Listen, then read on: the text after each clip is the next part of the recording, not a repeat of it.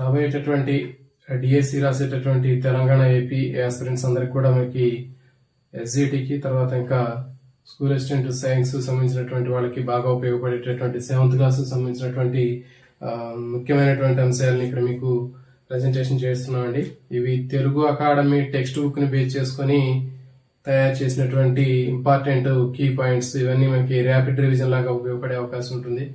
మొత్తం Telugu academy text book ని analysis చేసి ఇంపార్టెంట్ పాయింట్స్ ఎగ్జామ్ లో ఏ అంశాలు అయితే రావడానికి అవకాశం ఉంటుందో అలాంటి అంశాలు మొత్తాన్ని ఇక్కడ మీకు సింప్లిఫై చేసి ప్రెజెంటేషన్ చేయడం జరుగుతుందండి.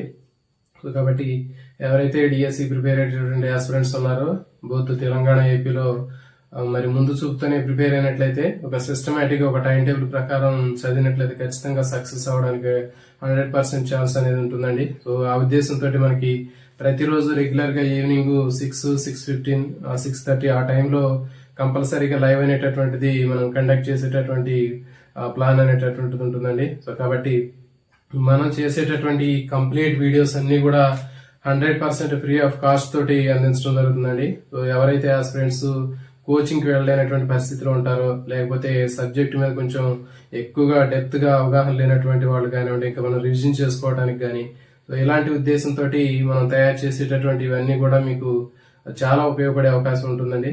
కాబట్టి మనకి 100% ఇవన్నీ కూడా మీకు ఫ్రీ ఆఫ్ కాస్ట్ తోటి వీటిని మీకు అందించే ప్రయత్నం చేస్తున్నాము.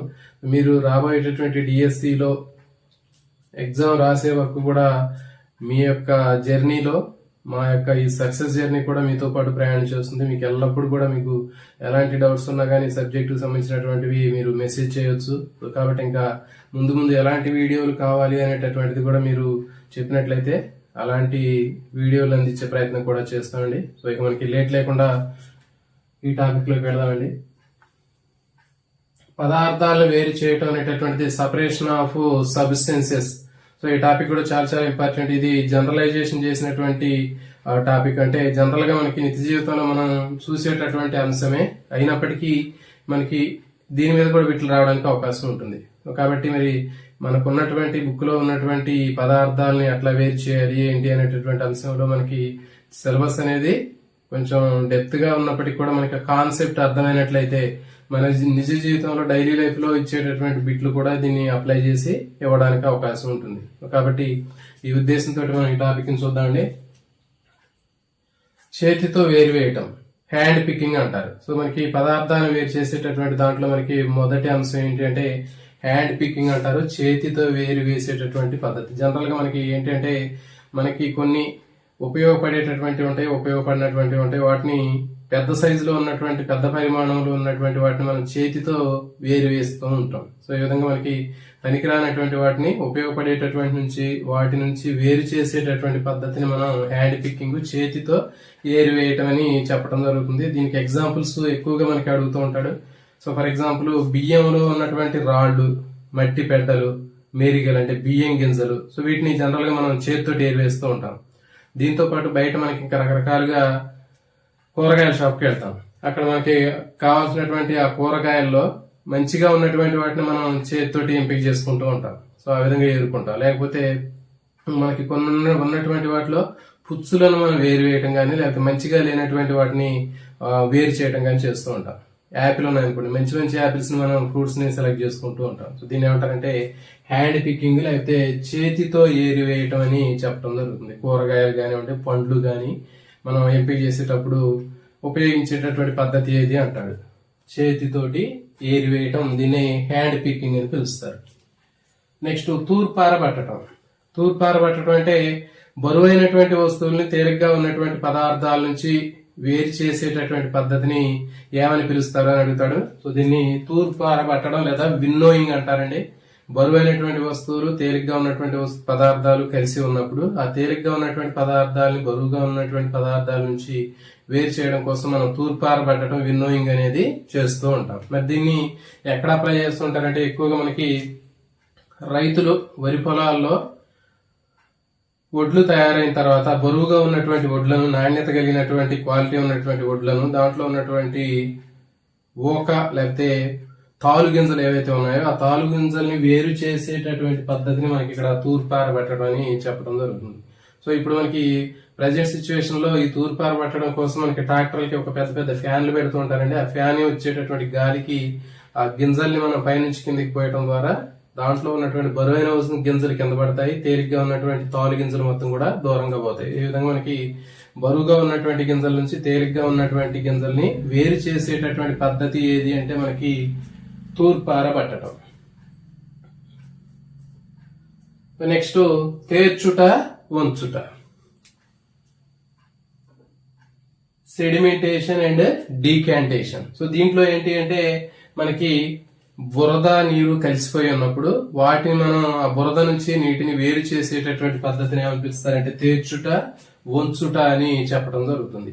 బురద నీరు కలిసి ఉన్నప్పుడు ఆ బురద నీటి నుంచి నీటిని వేరు చేసేటటువంటి పద్ధతిని ఏమని పిలుస్తారంటే తేర్చుట, వంచుట అంటారు. ఇప్పుడు బురద ఉన్నటువంటి నీటిలో మనం ఆ నీటిని బాగా తిప్పినప్పుడు బురద నీరు కలిసిపోయి ఉంటాయి. మరి కొంతసేపటికి మనం దాన్ని డిస్టర్బ్ చేయకుండా పక్కన ఉంచినట్లయితే అది తేరుకుంటుంది.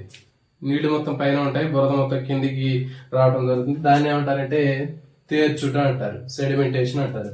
నెక్స్ట్ డీకాంటేషన్ అంటే ఆ తేరుకున్నటువంటి నీటిని ఇంకొక పాత్రలోకి ఉంచినట్లయితే దాన్ని వంచుట లేకపోతే మనకి డీకాంటేషన్ అని చెప్తారు. Sedimentation, decantation. బురద నీరు కలిసి ఉన్నప్పుడు ఆ బురద నుంచి నీటిని వేరు చేసేటటువంటి పద్ధతి ఏది అని అడిగితే మనకి ఈ తేర్చుట లేదా తేర్చుట మరియు వంచుట. నెక్స్ట్ జల్లించటం అండి. పెద్ద పరిమాణంలో ఉన్నటువంటి వాటిని చిన్న పరిమాణంలో ఉన్నటువంటి వాటి నుంచి పదార్థాలను వేరు చేయడం కోసం ఈ జల్లించడం అనేటటువంటి పద్ధతిని ఉపయోగించడం జరుగుతుంది. సో దీంట్లో ఎక్కువగా మనకి ఏంటి అంటే కొన్ని వేరు వేరు పరిమాణంలో ఉన్నటువంటి గింజలు కానివ్వండి లేకపోతే పదార్థాలు కానీ వేరు చేయడానికి ఎక్కువగా మనం జల్లించడం, సీవింగ్ అనేటటువంటి పద్ధతిని ఉపయోగించడం జరుగుతుంది. ఫర్ ఎగ్జాంపుల్ ఇసుక ఉంటుంది, ఇసుకను మనం జల్లిస్తూ ఉంటాం. మన బిల్డింగ్ కట్టేటప్పుడు పెద్దగా ఒక ఇసుక జల్లెడ ఉంటుంది, దాంట్లో సన్న సన్న రంధ్రాలు ఉన్నటువంటి జల్లెడ ఉంటుంది, పెద్ద రంధ్రాలు ఉన్నటువంటి జల్లెడ ఉంటుంది. అంటే మనం ప్లాస్టింగ్ చేయడానికి ఒక రకమైనటువంటి ఇసుక, మెత్తటి ఇసుకను ఉపయోగిస్తాం, దానికి ఉపయోగించే జల్లెడ ఒక రకంగా ఉంటుంది. తర్వాత కట్టుబడి కోసం ఉపయోగించేటటువంటి ఆ ఇసుక కోసం ఇంకో పెద్ద పరిమాణంలో ఉన్నటువంటి రంధ్రాలు ఉన్నటువంటి జల్లెడను ఉపయోగిస్తాం. సో కాబట్టి అక్కడ మనం ఉపయోగించేది ఏది అంటే జల్లించట, సీవింగ్. రవ్వ, మనకి ఇంట్లో బొంబాయి రవ్వ కానివ్వండి లేకపోతే ఇడ్లీ రవ్వ కానీ బయట మార్కెట్లో తెచ్చినప్పుడు దాంట్లో ఉన్నటువంటి పురుగులు కానివ్వండి, దాంట్లో ఇంకేమైనా నూకలు కానివ్వండి, తర్వాత ఊక కానీ కనిపిస్తూ ఉంటది. సో అలాంటి వాటిని వేరు చేయడం కోసం మనకి జల్లిస్తూ ఉంటాం. మనం ఇంట్లో ఉన్నటువంటి జల్లెడ ఏదైతే ఉందో జల్లెడలో 2-3 రకాలైనటువంటి సైజులు రంధ్రాలు ఉన్నటువంటి తడికలు లాంటివి ఉంటాయి, దాంట్లో ఫిల్టర్స్. సో ఆ ఉన్నటువంటి తడికలను ఉపయోగించి మనం మార్చుకొని జల్లించుకోవడం జరుగుతుంది. తర్వాత గింజలు, మనకి రైతులు వాళ్ళు పండించినటువంటి గింజలు, కందులు కానివ్వండి, ఒడ్లు కానీ, పెసలు కానీ ఏవైతే ఉన్నాయో ధాన్యాలు, వాటిని జల్లిస్తూ ఉంటారు. మరి అంటే దాంట్లో 2 క్వాలిటీలు ఉన్నటువంటి గింజలు ఉంటాయి. అంటే బరువైనటువంటి గింజలు, ఎక్కువ క్వాలిటీ ఉన్నటువంటి గింజల్ని వాళ్ళు సపరేట్ చేస్తూ ఉంటారు. దాంట్లో తేలిగ్గా ఉన్నటువంటి గింజలు కానీ, సొచ్చు గింజలు కానీ, వాటిని సపరేట్ చేయడం కోసం మనకి ఈ జల్లించడం అనేటటువంటి పద్ధతిని ఉపయోగిస్తూ ఉంటారు. తర్వాత ఇంకా పిండిని కూడా మనం జల్లెడబడుతూ ఉంటాం. ఇది దీనికి సంబంధించినటువంటిది జల్లించడం అండి, గుర్తుపెట్టుకోండి. నెక్స్ట్ వడపోత, ఫిల్టరేషన్ చెప్తారు. అంటే ద్రవ పదార్థాల్లో కరిగి ఉన్నటువంటి ఘన పదార్థాలను వేరు చేయడానికి ఉపయోగించేటటువంటిది ఏది అంటే మనకి వడపోత లేదా ఫిల్టరేషన్ అంటారు. అంటే ద్రవ పదార్థాల్లో ఇంకా వేరే పదార్థాలు కరిగినప్పుడు లేకపోతే కలిసిపోయి ఉన్నప్పుడు వాటిని వేరు చేయడానికి ఉపయోగించేది ఫిల్టరేషన్ లేకపోతే వడపోత అని చెప్పడం జరుగుతుంది. జనరల్ గా మనకి టీ డికాషన్ తయారు చేస్తూ ఉంటాం ఇంట్లో. ఆ తయారు చేసినప్పుడు దాంట్లో ఉన్నటువంటి టీలో ఉన్నటువంటి టీ పొడి కానివ్వండి లేకపోతే దాంట్లో ఇంకా అల్లం కానివ్వండి, యాలకులు కానీ ఇవన్నీ దాంట్లో దంచి వేసినప్పుడు వాటిని మనం సపరేట్ చేయడం కోసం మనకి టీ స్టెయినర్ ఏదైతే ఉందో ఆ వడపోసేటటువంటి టీ గంటే దాంట్లోంచి మనం వడపోస్తూ ఉంటాం. అంటే అక్కడ మనకి వడపోత ప్రక్రియ జరుగుతుంది అని అర్థం. నెక్స్ట్ ఇంకా మనకి జనరల్ గా మనకి కిడ్నీస్ తీసుకున్నట్లయితే దీని యొక్క అప్లికేషన్ మనకి ఎక్కడ ఉపయోగపడుతుందంటే కిడ్నీలో బోమన్స్ గుళికలో రక్తకేశ నాళిక గుచ్చం ఉంటుంది. ఆ రక్తకేశ నాళిక గుచ్చంలోకి వచ్చినటువంటి రక్తము ఆ బోమన్స్ గుళికలో వడపోత ప్రక్రియకు గురవుతుందని చెప్పాం, ఫిల్టరేషన్ ప్రాసెస్. సో అక్కడ కూడా మనకి ఆ వడపోత ప్రక్రియ ద్వారా రక్తం అనేది వడపోయబడి కిందికి దిగుతుంది కిడ్నీలో. నెక్స్ట్ ఇంకా ఏసీలో ఉపయోగిస్తూ ఉంటాం. ఏసీలో మనం ఫిల్టర్లో ఉపయోగిస్తూ ఉంటాం. అంటే గాలిలో ఉన్నటువంటి దుమ్ము ధూళిని అది ఫిల్టర్ చేయడానికి ఉపయోగిస్తుంటుంది. నెక్స్ట్ ఇంకా వెహికల్స్ తీసుకున్నట్టయితే వెహికల్స్ లో కూడా మనకి ఎయిర్ ఫిల్టర్స్ అనేవి ఉంటాయి. గాలి లోపలికి ఆ ఇంజిన్ పనిచేసేటప్పుడు ఆ వేడి ఎక్కకుండా ఉండడం కోసం గాలిని లోపల తీసుకోవడం కోసం ఎయిర్ ఫిల్టర్స్ అనేవి ఉంటాయి. సో ఇవన్నీ కూడా మనకి వడపోత లేదా ఫిల్టరేషన్ కి సంబంధించినటువంటి అంశాలు. నెక్స్ట్ స్ఫటికీకరణ, క్రిస్టలైజేషన్. అంటే ఇది కూడా చాలా చాలా ఇంపార్టెంట్. అంటే రెండు వేరు వేరు పదార్థాలు నీటిలో కరిగి ఉన్నప్పుడు, అంటే ఫర్ ఎగ్జాంపుల్ నీరు తీసుకున్నప్పుడు నీటిలో ఉప్పు గాని పంచదార గాని కరిగి ఉన్నప్పుడు వాటిని మనం సపరేట్ చేసేటటువంటి ప్రాసెస్ ని స్ఫటికీకరణ అంటారు. జనరల్ గా మనం ఉప్పు నీటి నుంచి ఉప్పును వేరు చేసేటటువంటి పద్ధతిని స్ఫటికీకరణ అంటారు, క్రిస్టలైజేషన్ అంటారు. ఇంపార్టెంట్ అండి. ఉప్పు నీటి నుంచి ఉప్పును వేరు చేసేటటువంటి పద్ధతిని ఏమంటారంటే స్ఫటికీకరణ అని చెప్పడం జరుగుతుంది. సో దీంట్లో మనకి సాల్ట్ తర్వాత వాటర్ ఉన్నటువంటి ఆ మిక్చర్ ని మనం వేడి చేసినప్పుడు, ఏదైనా పాత్ర తీసుకుని వేడి చేస్తే దాంట్లో ఉన్నటువంటి నీరు ఆవిరైపోయి ఆ పాత్రలో కేవలం అడుగున సాల్ట్ మాత్రమే మిగులుతుంది. సో దీన్ని స్ఫటికీకరణ లేదా క్రిస్టలైజేషన్ అని చెప్పడం జరుగుతుంది. జనరల్ గా మనకి సముద్ర తీర ప్రాంతాల్లో ఆ సముద్రంలో ఉన్నటువంటి ఉప్పు నీటి నుంచి ఉప్పును వేరు చేసేటటువంటి ప్రక్రియను ఏమంటారు అని అడుగుతాడంటే ఇంపార్టెంట్. అది కూడా స్ఫటికీకరణ, క్రిస్టలైజేషన్ అంటారు. అంటే సముద్ర తీర ప్రాంతాల్లో ఏవైతే నీరు ఉంటాయో సముద్రపు నీరు, ఆ సముద్రపు నీటిని పెద్ద పెద్ద మడుల్లాగా కట్టి దాంట్లో నీటిని సూర్యరశ్మి సమక్షంలో ఆవిరిగా చేస్తారు. సో కాబట్టి ఆ ఉప్పు నీటిలో ఉన్నటువంటి నీరు ఆవిరైపోయి కింద కేవలం ఉప్పు మాత్రమే మిగులుతుంది. సో ఇది ఇంపార్టెంట్ బిట్ అండి. నెక్స్ట్ స్వేదనం. సో ఇది కూడా చాలా ముఖ్యమైనటువంటి బిట్. డిస్టిలేషన్ లేదా స్వేదనం అని చెప్తారు. అంటే నీటిని వేడి చేయటం ద్వారా ఆవిరి రూపంలోకి మార్చి ఆ ఆవిరిగా ఉన్నటువంటి నీటి ఆవిరిని మళ్లీ చల్లబర్చి నీరుగా తయారు చేసేటటువంటి ప్రక్రియని మనం డిస్టిలేషన్ లేదా స్వేదనం అని చెప్పడం జరుగుతుంది. జనరల్ గా మనం దీన్ని ఎక్కువగా డిస్టిల్ వాటర్ మనం సెలైన్ వాటర్ లాగా కానివ్వండి, లేకపోతే ఇంకా మనకి వివిధ రకాలైనటువంటి ఫిజిక్స్ లో కానీ కెమిస్ట్రీలో కానీ కొన్ని ఎక్స్పెరిమెంట్ చేసేటప్పుడు ఆ డిస్టిల్ వాటర్ ను ఉపయోగిస్తుంటాం, స్వేదన జలం. సో కాబట్టి ఆ స్వేదన జలంలో ఏమవుతుందంటే ముందు బాష్పీభవనం జరుగుతుంది. నీటిని వేడి చేసినప్పుడు నీరు ఆవిరిగా మారుతుంది, బాష్పీభవనం జరుగుతుంది. మళ్ళీ ఆ నీటి ఆవిరి చల్లబడి కండెన్సేషన్ జరిగి సాంద్రీకరణం జరిగి మళ్ళీ నీరుగా మారుతుంది. సో ఈ ప్రక్రియను మనం ఏం చెప్తారంటే డిస్టిలేషన్ లేదా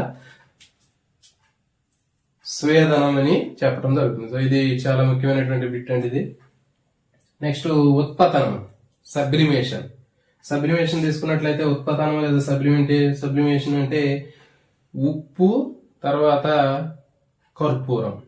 ఉప్పు కర్పూరం కలిసి ఉన్నప్పుడు ఆ ఉప్పు కర్పూరం మిశ్రమం నుంచి ఉప్పును వేరు చేసేటటువంటి పద్ధతి లేదా కర్పూరాన్ని వేరు చేసేటటువంటి పద్ధతిని ఏమని పిలుస్తారో అని అడుగుతారండి. ఇది కూడా చాలా ముఖ్యమైనటువంటి బిట్. సో అదేంటి అంటే మనకి ఉత్పతనము లేదా సబ్లిమేషన్ అని పిలుస్తారు. సో దీనికి మనకు ఆల్రెడీ తెలుసు.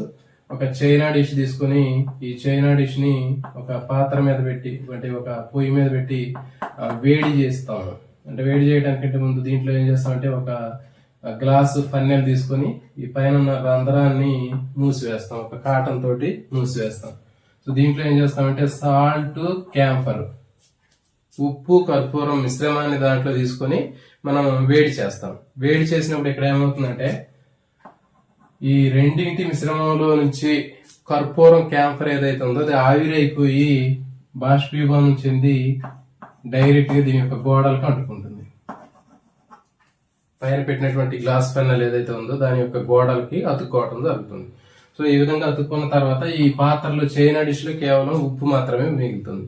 సో ఈ విధంగా మనకి ఆ సాల్ట్ నుంచి కర్పూరం లేదా క్యాంపర్ ని వేరు చేసేటటువంటి ప్రక్రియని మనం ఏం చెప్తున్నారంటే ఉత్పతనము లేదా సబ్లిమేషన్ అని చెప్పి చెప్తారు. సో ఇక్కడ ఒకటి ముఖ్యమైనటువంటి అంశం ఏంటి అంటే కర్పూరానికి ఉన్నటువంటి ప్రాపర్టీ ఏంటంటే క్యాంఫర్ కి అది ఘనస్థితిలో ఉంటది.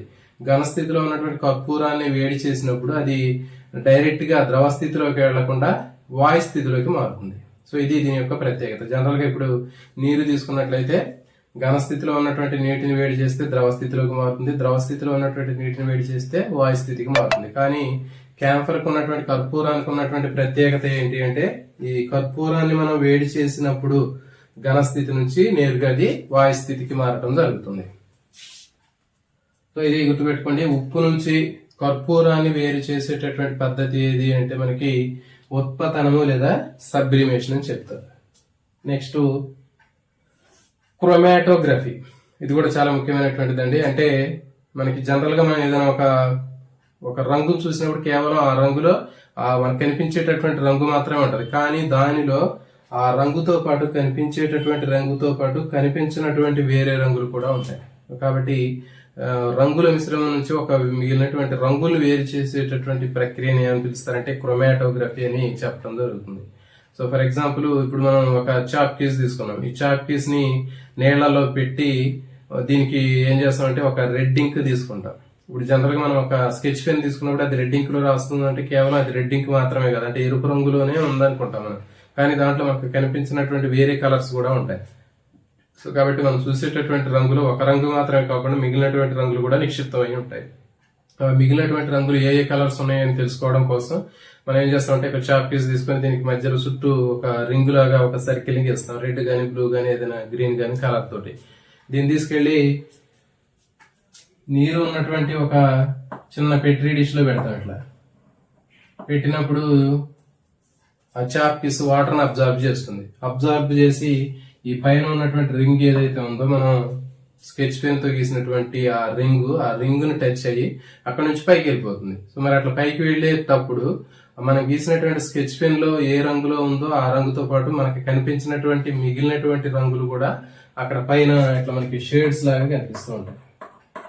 సో దీన్ని ఏమంటారంటే క్రోమాటోగ్రఫీ అని చెప్పడం జరుగుతుంది. చాలా చాలా ఇంపార్టెంట్ బిట్ అండి ఇది. సో ఇది దీనికి సంబంధించింది. సో ఇది మెయిన్ మనకి కాన్సెప్ట్ అంటే ఖచ్చితంగా మీరు ఈ కాన్సెప్ట్లు మీరు చదువుకున్నట్లయితే మీకు ఆ టెక్స్ట్ బుక్ లో దానికి సంబంధించినటువంటి ఎలాంటి బిట్నైనా ఆన్సర్ చేయగలుగుతారు. సో కాబట్టి మీరు చదువుకునేటప్పుడు ఎప్పుడైనా సరే మనం కాన్సెప్ట్ నేర్చుకునే ప్రయత్నం చేయండి. ఆ టెక్స్ట్ బుక్ లో మొత్తం ప్రశ్నలు మన్నే అడుగుతాడు.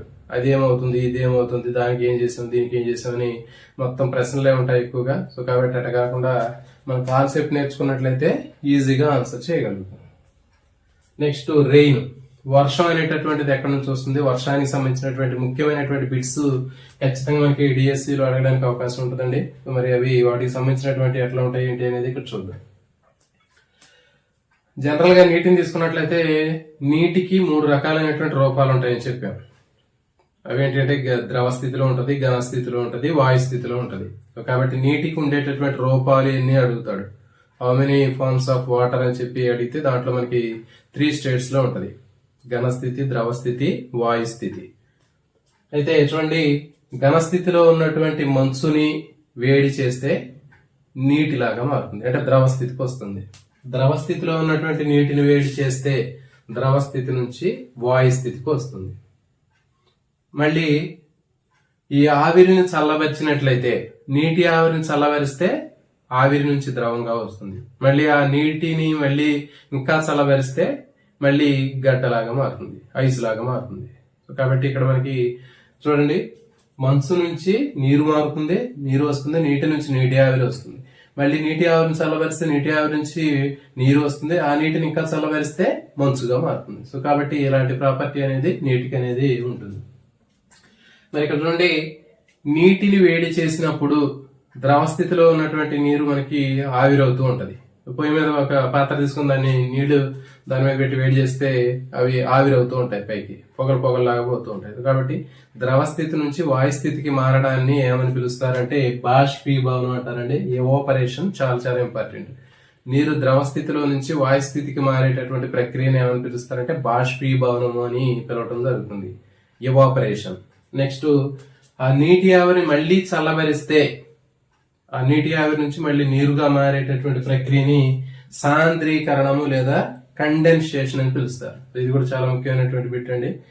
కండెన్సేషన్, సాంద్రీకరణం అంటారు. నీటి ఆవిరి నీరుగా మారటం. జనరల్ గా మనకి నీళ్లు ఉన్నాయనుకోండి, చెరువులో ఉన్నటువంటి నీళ్లు వేసవి కాలంలో గానీ సూర్యరశ్మి వల్ల ఏమవుతాయంటే ద్రవ స్థితిలో ఉన్న నీరు ఎండకి ఆవిరైపోయి మేఘాల్లాగా మారుతాయి. అది బాష్పీభవనం, ఎవాపరేషన్. ఆ నీటి ఆవిరి మేఘాల్లాగా మారి దానికి చల్లగాలి తగిలినప్పుడు మళ్ళీ నీటి ఆవిరి మళ్ళీ వర్షం రూపంలో కిందికి మళ్ళీ పడుతుంది. సో దాన్ని సాంద్రీకరణం అని చెప్పడం జరుగుతుంది. కాబట్టి నీటి ఆవిరి నీరుగా మారేటటువంటి ప్రక్రియని సాంద్రీకరణం అంటారు. లేకపోతే వర్షం పడేటటువంటి ప్రక్రియ ఏది అంటే సాంద్రీకరణం. మేఘాలు చల్లగాలి తగిలినప్పుడు వర్షంగా కిందకి పడేటటువంటి ప్రక్రియ ఏమని పిలుస్తారంటే సాంద్రీకరణము, కండెన్సేషన్ అని చెప్పి పిలుస్తారు. చూడండి, సాంద్రీకరణం అంటే నీటి ఆవిరి నీరుగా మారేటటువంటి ప్రక్రియను మనం సాంద్రీకరణం అని చెప్పాం. నెక్స్ట్ ఇంకోటి, నీటి ఆవిరి నీరుగా మారేటటువంటి ప్రక్రియలో సాంద్రీకరణానికి మనకి కొన్ని ఎగ్జాంపుల్స్ ఇచ్చాడండి. సో ఫర్ ఎగ్జాంపుల్, మనం చలికాలంలో బాగా మంచు కురిసేటటువంటి చలికాలంలో మనం మంచు ఉన్నటువంటి ప్లేస్ లోకి వెళ్ళి గట్టిగా నోటితోటి అని ఊదినప్పుడు అక్కడ ఒక తెల్లటి మేఘాలు లాంటివి కనిపిస్తాయి. సో మరి దానికి కారణం ఏంటంటే అది కూడా సాంద్రీకరణం. ఎందుకంటే మన నోటి నుంచి వచ్చేటటువంటి గాలిలో నీటి ఆవిరి ఉంది. ఆ నీటి ఆవిరి ఎప్పుడైతే ఆ మంచు బిందువులకి తగిలినప్పుడు నీటి ఆవిరి చల్లబడిపోతుంది, అప్పుడు నీరుగా మారుతుంది. సో నీటి ఆవిరి నీరుగా మారే ప్రక్రియ అని చెప్పిన మనం సాంద్రీకరణం అని చెప్పాం. సో కాబట్టి అక్కడ అది ఏది అని అడుగుతాడు. శీతాకాలంలో నోటి నుంచి వచ్చేటటువంటి ఆవిరి బయట ఉన్నటువంటి మంచుతో తగిలినప్పుడు మనకి చుట్టూ ఒక మంచులాగా కనిపిస్తుంది, ఒక మేఘం లాగా కనిపిస్తుంది, క్లౌడ్ లాగా. దానికి కారణం ఏంటి అని అడుగుతాడు. గుర్తుపెట్టుకోండి, అది కూడా సాంద్రీకరణమే. మనం వదిలినటువంటి గాలిలో ఆవిరి ఉంటుంది, నీటి ఆవిరి ఉంటుంది. ఆ నీటి ఆవిరి ఎప్పుడైతే బయట ఉన్నటువంటి మంచు బిందువులు తగులుతుందో నీటి ఆవిరి నీరుగా మారుతుంది. సో ఈ ప్రక్రియను ఏమంటారంటే సాంద్రీకరణము లేదా కండెన్సేషన్ అని చెప్తారు. ఇంకా మనకి ఫ్రిడ్జ్ లో పెట్టినటువంటి వాటర్ బాటిల్ గానీ డ్రింక్ బాటిల్ గానీ బయటికి తీసాం. బయటికి తీయగానే ఆ బాటిల్ మీద మొత్తం మనకి చెమ్మ కనిపిస్తూ ఉంటది. అంటే దాన్ని పట్టుకొని మనం తుడిస్తే మన చేతికి వాటర్ తగులుతూ ఉంటది. మరి ఆ నీళ్లు లోపల నుంచి వచ్చినటువంటి నీళ్లు కాదు. మరి ఎట్లా వచ్చాయి అంటే, మనకి ఎప్పుడైతే చల్లగా ఉంటుందో ఆ బాటిల్ మొత్తం ఫ్రిడ్జ్ లో పెట్టినప్పుడు చల్లగా ఉంటది. దాన్ని బయటికి తీసినప్పుడు బయట ఉన్నటువంటి గాలిలో ఉన్నటువంటి ఆవిరి ఏదైతే ఉందో ఆ వేడి గాలిలో ఉన్నటువంటి ఆవిరి ఒకేసారి ఆ చల్లగా ఉన్నటువంటి ఆ బాటిల్ కి డ్రింక్ బాటిల్ కి తగిలినప్పుడు ఆ నీటి ఆవిరిలో ఉన్నటువంటి నీరు అనేది ఆవిరి రూపంలో ఉన్నటువంటి నీరు చల్లబడి సాంద్రీకరణం జరిగి నీరుగా మారుతుంది. సో ఈ ప్రక్రియను కూడా మనం సాంద్రీకరణం అని చెప్పడం జరుగుతుంది. సో కాబట్టి ఇది కూడా బిట్లు కడగడానికి అవకాశం ఉంటుంది. నోటి నుంచి వచ్చేటటువంటి శీతాకాలంలో వచ్చేటటువంటి ఆ పొగలు కానివ్వండి, లేకపోతే ఇంకా డ్రింక్ బాటిల్ ఫ్రిడ్జ్ లో పెట్టినటువంటిది బయటికి తీసినప్పుడు తేమగా ఉండడానికి కారణం ఏంటంటే అది కూడా సాంద్రీకరణం, కండెన్సేషన్. నెక్స్ట్ ఘనీభవనం. నీరు గడ్డగా మారడాన్ని, నీరు ఐస్గా మారడాన్ని ఏమంటారంటే ఘనీభవనం లేదా ఫ్రీజింగ్ అంటారు. జనరల్ గా మనకి చూడండి, వర్షాకాలంలో వడగళ్ళు పడుతూ ఉంటాయి, వానరాళ్ళు అంటారు. మరి అక్కడ జరిగేటటువంటి ప్రాసెస్ ఏంటి అంటే, నీరు ద్రవ స్థితిలో ఉన్నటువంటి నీరు బాగా చల్లగా ఉన్నటువంటి వాతావరణం చల్లబడినప్పుడు ఏమవుతుందంటే ఆ నీరు కాస్త చిన్న చిన్న నీటి బిందువులన్నీ కూడా కలిసిపోయి ఒక పెద్ద మంచుగడ్డలాగా తయారైంది. సో దాన్ని మనకి వడగళ్ళు లేదా హెయిల్ స్టోన్స్ అని చెప్పడం జరుగుతుంది. సో ఇది చాలా చాలా ఇంపార్టెంట్ అని గుర్తుపెట్టుకోండి. వడగండ్లు అనేటటువంటివి నీటి బిందువులు చల్లబడి పెద్ద ఐస్ గడ్డలుగా మారడాన్ని ఏమని చెప్తారంటే వడగళ్ళు అని పిలవటం జరుగుతుంది. నెక్స్ట్ ఋతుపవనాలు. జనరల్ గా మనకి ఋతుపవనాలు అంటే చల్లని గాలులు, అంటే వర్షాన్ని తీసుకొచ్చేటటువంటి చల్లని గాలులను ఏమంటారంటే ఋతుపవనాలు అంటారు. ఇవి మనకి రెండు రకాలుగా ఉంటాయి, నైరుతి ఋతుపవనాలు, ఈశాన్య ఋతుపవనాలు. నైరుతి ఋతుపవనాలు అంటే నైరుతి దిశ నుంచి, భారతదేశంలో నైరుతి దిశ నుంచి వచ్చేటటువంటి గాలుల్ని నైరుతి ఋతుపవనాలు అంటారు. ఇవి జూన్ నుంచి సెప్టెంబర్ వరకు వస్తూ ఉంటాయి. మనకి కేరళలో వర్షాకాలంలో జూన్ లో వచ్చేటటువంటి ఋతుపవనాలు మొత్తం కూడా నైరుతి ఋతుపవనాలు. ఇవి కేరళ నుంచి వస్తూ ఉంటాయి. నెక్స్ట్ ఈశాన్య ఋతుపవనాలు అంటే ఈశాన్య దిశలో వచ్చేటటువంటి ప్రాంతం నుంచి వచ్చేటటువంటి ఋతుపవనాలని ఈశాన్య ఋతుపవనాలు అంటారు. ఇవి నవంబర్ నుంచి డిసెంబర్ వరకు ఇస్తూ ఉంటాయి. సో ఇది దీనికి సంబంధించినటువంటి ముఖ్యమైనటువంటి ఇన్ఫర్మేషన్ అండి. కాబట్టి ఇవి బాష్పీభవనము, సాంద్రీకరణము, నీరు ఆవిరిగా మారేది బాష్పీభవనం, నీటి ఆవిరి చల్లబట్టం అనేది సాంద్రీకరణము. తర్వాత ఇటు చెప్పినటువంటి అంశాల్లో ఖచ్చితంగా బిట్లు రావడానికి అవకాశం ఉంటుంది. సో ఈ కాన్సెప్ట్ మొత్తం నేర్చుకున్నట్లయితే టెక్స్ట్ బుక్ లో ఉన్నటువంటి అంశాలని సులభంగా అర్థం చేసుకోవచ్చు. నెక్స్ట్ అయస్కాంతం అండి. మ్యాగ్నెటిజానికి సంబంధించినటువంటి అయస్కాంతంతో ఆటలు కానివ్వండి, లేకపోతే ఇంకా అయస్కాంతానికి సంబంధించినటువంటి అంశాలు చాలా ముఖ్యమైనటువంటివి. ఖచ్చితంగా దీని మీద బిట్ రావడానికి అవకాశం ఉంటుంది. సో ఇది మొత్తాన్ని కూడా జనరలైజేషన్ చేసి సింప్లిఫై చేసి మీకు ఇక్కడ ఇవ్వడం జరుగుతుంది. ఇదంతా కూడా మీకు 100% మీకు బాగా యూజ్ అయ్యే అవకాశం ఉంటుంది. సో మరి చూద్దాం, ఇక్కడ అయస్కాంతాన్ని మొట్టమొదటిసారిగా ఎవరు కనుక్కున్నారు అని అడుగుతాడు. అంటే మ్యాగ్నస్ అనేటటువంటి ఒక గొర్రెల కాపరి కనుక్కున్నాడు.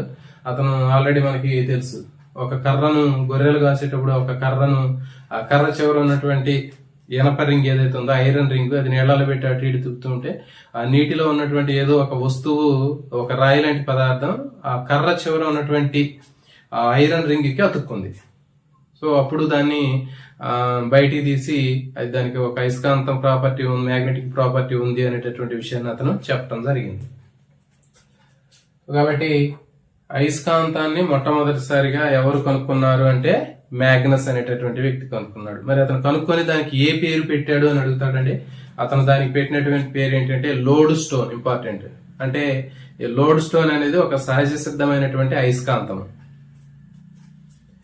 నెక్స్ట్ అయస్కాంత పదార్థాలు, అనయస్కాంత పదార్థాలు. సో ఇది కూడా చాలా ముఖ్యమైనటువంటి అంశం అండి. అయస్కాంత పదార్థం అంటే ఏంటి, అనయస్కాంత పదార్థం అంటే ఏంటో చూద్దాం. అయస్కాంత పదార్థాలు అంటే అయస్కాంతం చేత ఆకర్షించబడేటటువంటి పదార్థాలని అయస్కాంత పదార్థాలు అంటారు. అయస్కాంతం చేత ఏ పదార్థాలు అయితే ఆకర్షించబడవో వాటిని అనయస్కాంత పదార్థాలు అంటారు. జనరల్ గా మనకి తెలుసు అయస్కాంత పదార్థాలు అంటే మనకి ఇనప రజన అంటారు. మనకి ఇసుకలు పెట్టి తిప్పినప్పుడు దానికి అతుక్కుంటూ ఉంటాయి ఐరన్ ఫిల్లింగ్స్, అవి కానీ లేకపోతే గుండు సూది కానీ లేకపోతే ఇంకా మనకి ఇనప మేకులు కానీ ఉండే ఐరన్ సంబంధించినటువంటి అంశాలన్నీ కూడా మనకి అయస్కాంత పదార్థాలు. అనయస్కాంత పదార్థాలు అంటే అయస్కాంతానికి అతుక్కోని పదార్థాలని అనయస్కాంత పదార్థాలు అంటారు. సో ఈ క్రింది వాటిలో అయస్కాంత పదార్థాన్ని గుర్తించండి, అనయస్కాంత పదార్థాన్ని గుర్తించండి అని కూడా అడగవచ్చు. ప్లాస్టిక్, చెక్క, స్కేలు, పెన్సిల్, సో ఇవన్నీ కూడా మనకి నాన్ మ్యాగ్నెటిక్ మెటీరియల్స్, అనయస్కాంత పదార్థాలు. నెక్స్ట్ అయస్కాంతం తీసుకున్నట్లయితే అయస్కాంతానికి మనకి ముఖ్యమైనటువంటివి తీసుకున్నట్లయితే దాంట్లో అయస్కాంతానికి ఒక దిశాధర్మం అనేది ఉంటుంది. ఎప్పుడు కూడా అయస్కాంతము నార్త్ సౌత్ పోల్స్ ని చూపిస్తుంది. ఒక బార్ మ్యాగ్నెట్ తీసుకుని ఒక దండాయస్కాంతాన్ని తీసుకుని మనం స్వేచ్ఛగా వేలాడదీసినట్లయితే అది ఎప్పుడు కూడా ఉత్తర దక్షిణ ధ్రువాలను చూపిస్తుంది. సో దీన్ని ఏమంటారంటే అయస్కాంతం యొక్క దిశాధర్మం అని చెప్పడం జరుగుతుంది. ఇది అయస్కాంతానికి సంబంధించినటువంటి డైరెక్షనల్ ప్రాపర్టీ అని చెప్పి పిలుస్తారు, అయస్కాంతం యొక్క దిశాధర్మం. తర్వాత అయస్కాంతంలోని రకాలు. అయస్కాంతంలో ఉండేటటువంటి రకాలు మనకు తెలుసు. బిళ్ళ ఆకారంలో ఉండేటటువంటి బిళ్ళ అయస్కాంతాలు అంటారు, డిస్క్ మ్యాగ్నెట్స్ అంటారు. తర్వాత రింగ్ ఆకారంలో ఉండేటటువంటి రింగ్ మ్యాగ్నెట్స్, వలయ అయస్కాంతాలు. దాని తర్వాత మనకి ఇంకా పొడవుగా కడ్డీ ఆకారంలో ఉండేటటువంటి వాటిని మనకి బార్ మ్యాగ్నెట్స్ లేకపోతే దండ అయస్కాంతం అని పిలుస్తారు. తర్వాత గుర్రపునాడ ఆకారంలో ఉంటుంది, యు ఆకారంలో ఉండేటటువంటి అయస్కాంతాలని మనం దండ అయస్కాంతం, గుర్రపునాడ అయస్కాంతం లేదా హార్స్ షూ మ్యాగ్నెట్ అని పిలవటం జరుగుతుంది. సో దీంట్లో ఉండేటటువంటి రకాలు ఇవి. తర్వాత అయస్కాంతానికి ఉండేటటువంటి ఇంకోటి ఏంటంటే దిక్సూచి, మ్యాగ్నెటిక్ కంపాస్ అంటారండి. ఇది కూడా చాలా ముఖ్యమైనటువంటి అంశం. మ్యాగ్నెటిక్ కంపాస్ అనేటటువంటిది ఏంటి అంటే దాంట్లో ఒక కంపాస్ లాగా గుండ్రంగా ఉంటుంది. ఆ గుండ్రంగా ఉన్నటువంటి కంపాస్ లో మనకి ఒక నీడిల్ ఉంటుంది. సో ఇది నార్త్ సౌత్ పోల్స్ చూపించింది, నార్త్ సౌత్ పోల్స్ చూపించింది. సో దీన్ని మ్యాగ్నెటిక్ కంపాస్ అని చెప్పడం జరుగుతుంది. అయస్కాంత దిక్సూచి అంటారు. దీన్ని ఎక్కువగా ఎవరు ఉపయోగిస్తారు అంటే ఆర్మీ వాళ్ళు కానివ్వండి, లేకపోతే ఇంకా విమానాల మీద వెళ్లే వాళ్ళు కానివ్వండి, లేకపోతే ఇంకా సముద్రం మీద వెళ్లే వాళ్ళు కానీ ఎక్కువగా దీన్ని ఉపయోగిస్తారు. అంటే దిక్కులను తెలుసుకోవడం కోసం ఎక్కువగా ఉపయోగించేది ఏది అంటే మ్యాగ్నెటిక్ కంపాస్, అయస్కాంత దిక్సూచి. నెక్స్ట్ అయస్కాంతాలకి ఉత్తర దక్షిణ ధ్రువాలు ఉంటాయని చెప్పాం. సో ఎప్పుడు కూడా మరి అయస్కాంతానికి సంబంధించినటువంటి సజాతి ధ్రువాలు ఎప్పుడు కూడా వికర్షించుకుంటాయి, విజాతి ధ్రువాలు ఆకర్షించుకుంటాయి. Like poles repels. సజాతి ధ్రువాలు వికర్షించుకుంటాయి, విజాతి ధ్రువాలు ఆకర్షించుకుంటాయి అని అది ముఖ్యమైనటువంటిదండి. ఈ క్రింది వాటిలో అయస్కాంతానికి సంబంధించిన ముఖ్యమైన ధర్మాన్ని గుర్తించండి, లక్షణాన్ని గుర్తించండి అంటాడు. సజాతి ధ్రువాలు ఆకర్షించుకుంటాయి, సజాతి ధ్రువాలు వికర్షించుకుంటాయి, విజాతి ధ్రువాలు వికర్షించుకుంటాయి, అట్లా మనకు ఆప్షన్స్ ఇస్తాడు. సో కాబట్టి గుర్తుపెట్టుకోండి, నార్త్ సజాతి ధ్రువాలు. సో కాబట్టి అవి వికర్షించుకుంటాయి. సౌత్ సజాతి ధ్రువాలు అవి వికర్షించుకుంటాయి. నార్త్ సౌత్ విజాతి ధ్రువాలు కాబట్టి అవి ఆకర్షించుకుంటాయి. సో కాబట్టి లైక్ పోల్స్ రిపెల్స్ అవుతాయి, దూరంగా వికర్షించబడతాయి. అన్లైక్ పోల్స్ అనేవి విజాతి ధ్రువాలు అట్రాక్ట్ అవుతాయి, ఆకర్షించబడతాయి. సో ఇది బిట్ కూడా ఖచ్చితంగా అడుగుతాడు. వీటి మీద కొంచెం కన్ఫ్యూజ్ లేకుండా గుర్తుపెట్టుకోండి. సేమ్ గుండేవి సజాతి ధ్రువాలు వికర్షించబడతాయి, వేరుగా ఉన్నటువంటి డిఫరెంట్ పోల్స్ అనేవి అట్రాక్ట్ అవుతాయి. నెక్స్ట్ అయస్కాంతానికి సంబంధించినటువంటి ప్రేరణ. సో ఇది కూడా చాలా ముఖ్యమైనటువంటిది. అంటే అయస్కాంతానికి సంబంధించినటువంటి అయస్కాంత ప్రేరణ అంటే ఏంటి అంటే ఒక అయస్కాంత పదార్థానికి అయస్కాంతంలో ఉన్నటువంటి అయస్కాంత ధర్మాన్ని అయస్కాంతానికి సంబంధించినటువంటి మ్యాగ్నెటిక్ ప్రాపర్టీని ఒక అయస్కాంత పదార్థంలోనికి పంపించడమే అయస్కాంత ప్రేరణ అని చెప్తాం జరుగుతుంది. మ్యాగ్నెటిక్ ఇండక్షన్ అని చెప్పి చెప్తారు. అంటే ఒక అయస్కాంతాన్ని తీసుకుని దానికి ఒక మేకుతోటి బాగా దగ్గరగా పెట్టినప్పుడు ఆ మేకు అనేది అయస్కాంతానికి అతుక్కుంటుంది. తర్వాత ఆ మేకుకి ఇంకొక గుండుకుని పెట్టినప్పుడు అది కూడా అతుక్కుంటుంది. సో ఈ విధంగా ఒక అయస్కాంతానికి అయస్కాంత పదార్థాన్ని దగ్గరగా పెట్టినప్పుడు అయస్కాంత పదార్థం కూడా అయస్కాంతంలాగా ప్రవర్తించినట్లయితే దాన్ని అయస్కాంత ప్రేరణ అని చెప్పడం జరుగుతుంది. మ్యాగ్నెటిక్ ఇండక్షన్ అంటారు. ఇప్పుడు అయస్కాంతం తీసుకున్నాం. ఈ అయస్కాంతానికి ఒక గుండు పిన్ పెట్టాను నేను, లేకపోతే ఒక సేఫ్టీ పిన్ పెట్టాను, అతుక్కుంది. దాని కింద ఇంకొకటి పెట్టాను అంటే అతుక్కుంటుంది. అంటే ఇక్కడ ఆ మ్యాగ్నెట్ లో ఉన్నటువంటి మ్యాగ్నెటిక్ ప్రాపర్టీ ఆ సేఫ్టీ పిన్ లోకి వచ్చింది. ఆ సేఫ్టీ పిన్ కి ఇంకోటి అతికిస్తే అది కూడా దానికి అతుక్కుంటుంది. సో కాబట్టి ఇదేంటంటే అయస్కాంత ప్రేరణ, మ్యాగ్నెటిక్ ఇండక్షన్ అని పిలవటం జరుగుతుంది. తర్వాత దీనికి సంబంధించిన ఇంకొక ముఖ్యమైనటువంటి విషయం ఏంటంటే అయస్కాంతానికి అయస్కాంత పదార్థానికి ఉన్న తేడాని ఎట్లా గుర్తిస్తావని అడుగుతాడు. అంటే చాలా చాలా ముఖ్యమైనటువంటి బిట్ ఇది. అయస్కాంతానికి మ్యాగ్నెటిక్ మెటీరియల్ కి ఉండేటటువంటి తేడా ఏంటి? అయస్కాంతానికి అయస్కాంత పదార్థానికి ఉండే తేడా ఏంటి అంటే అయస్కాంతానికి ఉత్తర దక్షిణ ధ్రువాలు ఉంటాయి. అట్లా కాకుండా అయస్కాంత పదార్థానికి ఉత్తర దక్షిణ ధ్రువాలు అనేవి ఉండవు. సో కాబట్టి మనకు ఒక పదార్థం ఇచ్చినప్పుడు, ఒక మెటీరియల్ ఇచ్చినప్పుడు అది అయస్కాంతమా అయస్కాంత పదార్థం అనేది ఎట్లా టెస్ట్ చేస్తాము అంటే, ఫర్ ఎగ్జాంపుల్ నేను ఒక దండాయస్కాంతం తీసుకున్నా. ఇది నార్త్ సౌత్ దండాయస్కాంతం మనకు తెలుసు. ఇంకొక ఇనప కడ్డీ తీసుకొచ్చా. సో మరి ఆ ఇనప కడ్డీ అనేది అయస్కాంతమా అయస్కాంత పదార్థమా, మ్యాగ్నెటిక్ మెటీరియల్ అని తెలుసుకోవాలనుకుంటున్నాం. అప్పుడు ఏం చేస్తామంటే మనకి తెలియనటువంటి ఆ మెటీరియల్ ని తెలిసినటువంటి ఒక బార్ మ్యాగ్నెట్ కి దగ్గర తీసుకొస్తాను. తెచ్చినప్పుడు ఇది ఇక్కడ అతుక్కుంది, ఎక్కడైనా రెండు ధ్రువాల్లో ఎక్కడైనా అతుక్కుంటుంది. సో ఎక్కడైనా అతుక్కుంటుంది కాబట్టి అది ఏంటి అంటే అయస్కాంత పదార్థం. దీన్ని టెస్ట్ చేస్తాను మనం ఇప్పుడు. ఇది మనకు తెలుసు, ఇది అయస్కాంతం అనేది మనకు తెలుసు, దానికి నార్త్ సౌత్ పోల్స్ ఉన్నాయని తెలుసు. కానీ ఇక్కడ తీసుకున్నటువంటి ఈ మెటీరియల్ అనేది అది ఏంటో తెలియదు. అది అయస్కాంతమా లేకపోతే అయస్కాంత పదార్థం అనేది టెస్ట్ చేస్తాను. దానికోసం దీన్ని తెలిసినటువంటి సౌత్ పోల్ దగ్గర కానీ నార్త్ పోల్ దగ్గర కానీ అంటిస్తే అతుక్కుంటుంది, ఎక్కడైనా అతుక్కుంటుంది. సో అట్లా అతుక్కున్నట్లయితే అది అయస్కాంత పదార్థం. అట్లా కాకుండా ఒకవేళ ఇది కూడా అయస్కాంతం అయితే అప్పుడు ఏమవుతుంది? ఫర్ ఎగ్జాంపుల్ ఇక్కడ సౌత్ పోల్ దగ్గర ఒక పోల్ దగ్గర అతుక్కుంటది, ఇంకో పోల్ దగ్గర అతుక్కోదు. అంటే చెప్పాము అయస్కాంతం అయితే దానికి ఉత్తర దక్షిణ ధ్రువాలు ఖచ్చితంగా ఉంటాయి. కాబట్టి మనం తెచ్చినటువంటిది మనం టెస్ట్ చేయాలనుకుంది అది కూడా మ్యాగ్నెట్ అయినట్లయితే ఈ సౌత్ కి సౌత్ తీసుకొస్తే అది రిపెల్ అవుతుంది, దూరంగా పోతుంది. మళ్ళీ ఈ పక్కన తీసుకొస్తే అతుక్కుంది. అంటే ఒక పక్క మాత్రమే అతుక్కున్నట్లయితే, రెండో పక్క అతుక్కున్నట్లయితే దాన్ని అయస్కాంతం అని చెప్తారు. అట్లా కాకుండా రెండు ధ్రువాల వద్ద అతుక్కున్నట్లయితే దాన్ని అయస్కాంత పదార్థం అంటారు. ఒక ధ్రువం దగ్గర అతుక్కుని ఇంకో ధ్రువం దగ్గర వికర్షించబడితే దాన్ని అయస్కాంతం అని చెప్తారు. సో ఇవి దీనికి సంబంధించినటువంటి ముఖ్యమైనటువంటి అంశాలండి.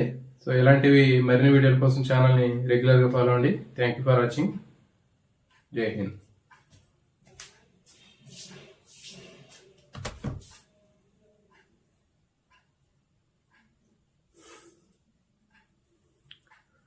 లైవ్ లో ఉన్న ఆస్పిరెంట్స్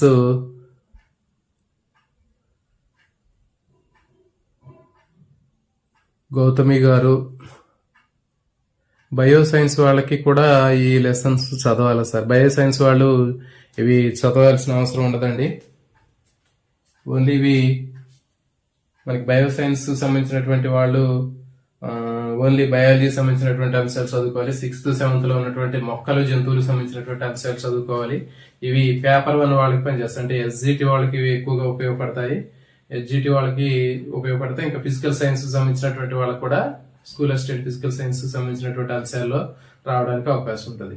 సో కాబట్టి మనకి స్కూల్ అసిస్టెంట్, ప్రత్యేకంగా స్కూల్ అసిస్టెంట్ చదివేటటువంటి వాళ్ళు 6th 7th బుక్ లో ఉన్నటువంటి ఏవైతే బయాలజీ రిలేటెడ్ అంశాలు ఉన్నాయో మొక్కలు జంతువులకు సంబంధించినటువంటి అంశాలని చదువుకోవాలి. ఆల్రెడీ మనం చెప్పాం గతంలో, కీళ్లు అనేటటువంటి అంశాలు కానివ్వండి, లేకపోతే ఇంకా మొక్కలకు సంబంధించినటువంటి అంశాలు కానీ, ఇంకా జంతువులకు సంబంధించినటువంటి శ్వాసక్రియ, ప్రత్యుత్పత్తి, సజీవులు, నిర్జీవులు, ఇలాంటి అంశాలు, కిరణజన్య సంయోగక్రియ, పోషణ, ఈ అంశాలన్నీ కూడా మనకి 6th 7th లో ఉండే అంశాలన్నీ కూడా మొక్కల్లో, తర్వాత ఇంకా పుష్పము, ఈ భాగాలు చదువుకున్నట్లయితే ఓన్లీ స్కూల్ అసిస్టెంట్ ప్రిపేర్ అయితే మాత్రం ఓన్లీ ఇవి మాత్రం చదువుకోండి.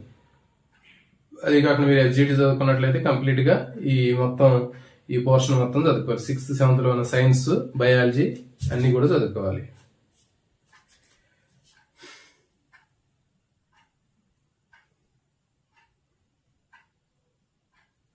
ఓకే అండి. ఇంకా లైన్ లో ఉన్నటువంటి ఆస్పిరెంట్స్